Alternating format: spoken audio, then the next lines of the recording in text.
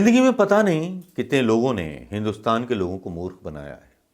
कभी बाबा राम रहीम के नाम पर, कभी बापू आसाराम का भी नाम इसमें लिया जा सकता है, बाकी के कई संतों का नाम लिया जा सकता है।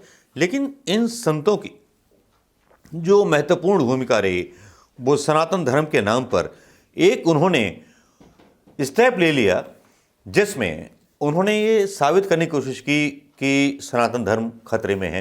ईसाई मिशनरीज हैं, ईसाई मिशनरीज ये की जाएंगी, मतलब जो है हिंदू धर्म को बदलाव करती हैं। लेकिन सही बात तो यह है कि इन संतों ने कभी हिंदू धर्म के नाम पर दलितों को समानता का अधिकार ब्राह्मणों, क्षत्रियों और राजपूतों के साथ नहीं दिया। ये एक कड़वी सच्चाई है। अगर आप उनको हिंदू बोलते हो तो वो देना चाहिए था, लेकिन नहीं दिया गया। और सबसे बड़ी बात ये है कि जो सबसे बड़ा दलित वर्ग होता है ये इन लोगों के प्रोपेगंडा का और इन लोगों की नाटकबाजी का शिकार हो जाता है। या यूं कहूं कि लोगों को मूर्ख बनाने की टेक्निक हिंदुस्तान के कई संतों को आती है, जैसे कि निर्मल बाबा, कि आपको चटनी खाई थी, नहीं खाई थी, कहाँ मिली थी, कहाँ नहीं मिली थी। और मैं भी स्वामी बनकर के बता सकता हूं आपके जीवन की 7 बातें, सच्ची 7 बातें। एक मनोवैज्ञानिक असर पैदा किया जाता है, एक माहौल बनाया जाता है एक संत को पैदा करने के लिए। कुछ लोग बीच में बिठाए जाते हैं, सेटिंग की जाती है भव्य आयोजन करने के लिए। जैसे कि मैं आपसे ही पूछता हूं एक क्वेश्चन कि आपने कितने पाप किए, तो आप बोलेंगे ना, मैंने तो कोई पाप नहीं किया। जिन्होंने पाप नहीं किया है वाकई में, लेकिन मैं उनसे बोलूंगा हाँ, मां के लड्डू और मां से छुप के आपने सब्जी चुराई थी या वो थी, तो सबने किया है। कुछ कॉमन बातें जो सबको पता होती हैं, ये संत उसी का सहारा लेते हैं।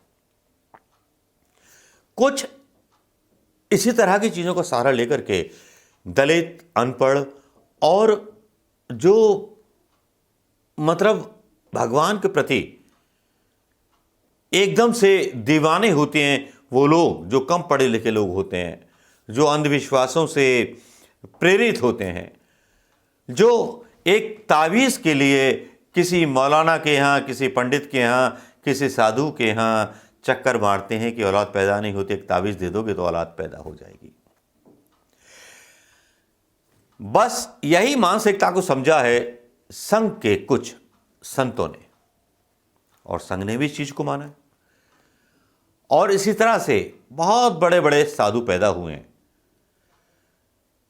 उनके पास कोई डिग्री नहीं है। अगर उनसे आप पूछने बैठ जाओगे कि बताइए शिव पुराण पर यह अध्याय है किस पेज पर है, अगर आप पूछने लगेंगे तो नहीं बता पाएंगे। लेकिन ऐसे साधु और ऐसे स्वामी देश के सनातन धर्म को बदनाम करते हैं। जो शो करते हैं, कथा करते हैं, कथानाक कहते हैं, अच्छी आवाज में सारी बात करते हैं, लेकिन ऐसे ही कथानाक की बात फिर से मैं आपको बताने आया हूं, क्योंकि ये बात जुड़ी हुई है एक ऐसे नए बागेश्वर धाम के स्वामी से, जिसने एक चैलेंज लेने से मतलब जो था भाग गए। जिनका भूतों पर नियंत्रण था, बालाजी की सिद्धि थी, मतलब कर्ण पिशाचनी सिद्धि थी। ऐसा हुआ कि पूरे सोशल मीडिया पर उनकी पोल खुल गई। 3 महीना है। पढ़ी लिखी हो आप? नहीं है। अच्छा, पैर में दर्द रहता, परेशान रहती, बालक गुम गया है, हेरा गया है आपका बालक, गुम गया है, पागल था, पागल था, आपके बालक का दिमाग चढ़ा था, गुम गया है। वर्तमान में वह ग्वालियर के हनुमान मंदिर के पास में ही है, वहीं विचरण कर रहा है, मिल जाएगा, चिंता ना करें, आशीर्वाद है। हेलो, भगवान वहीं हनुमान मंदिर के पास में है, बस स्टैंड के एंगर है, हनुमान मंदिर है, उसी के आगे एक ठैया हरीरी बार जोन टोपी वाले दाढ़ी वाले कहावत ना, उनके भगवान को स्थान बनो, मैं अपने मुंह से ले होना समझ जाओ। सुबह जो है उते ओई के एंगर अब वर्तमान में है, और अब हल्की फटी सी टी शर्ट पहने हैं, ऐसा ही आए। आओ मैंने देख लो, पहुंचा दिए होते, बब्बा जी कृपा करें, सुराग लगे, मिले आशीर्वाद। जय हो भगवान, जय हो भगवान। हम तो बैद्यनाथ के पुराने नहीं कर रहे, गथ हो रही महाराज हमारे। बालाजी पूरे परिवार पर कृपा करें।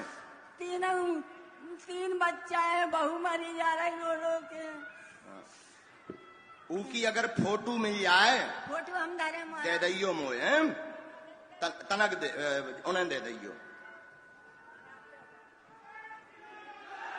एक मंत्र लिख भैया, तुमने पढ़ सकत, माता जी में एक मंत्र भी हमने लिख दो, डिटेल भी इमें लिख दई।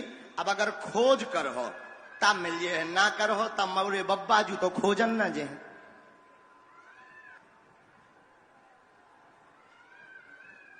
हाँ लो, जो ले जाओ माता जी, अपनी अपनी स्क्रीन पर ये पढ़ भी सकते हो। अगला, अंधश्रद्धा निर्मूलन समिति ने मतलब बागेश्वर धाम के स्वामी जी को चुनौती दी, जो उन्होंने स्वीकार नहीं की और 2 दिन पहले खत्म कर दी कथा। नागपुर का ये वाकया है। अखिल भारतीय अंधश्रद्धा निर्मूलन समिति का आरोप है कि दिव्य शक्ति का दावा करने वाले बागेश्वर सरकार के नाम से प्रसिद्ध धीरेन्द्र कृष्ण महाराज समिति को चुनौती न स्वीकारते हुए नागपुर से चले गए। समिति ने महाराज के खिलाफ जादू टोना विरोधी कानून के अंतर्गत प्रकरण दर्ज कर मध्य प्रदेश में जाकर उन्हें गिरफ्तार करने और दिव्य सरकार के आयोजकों पर कार्रवाई करने की मांग पुलिस से की है।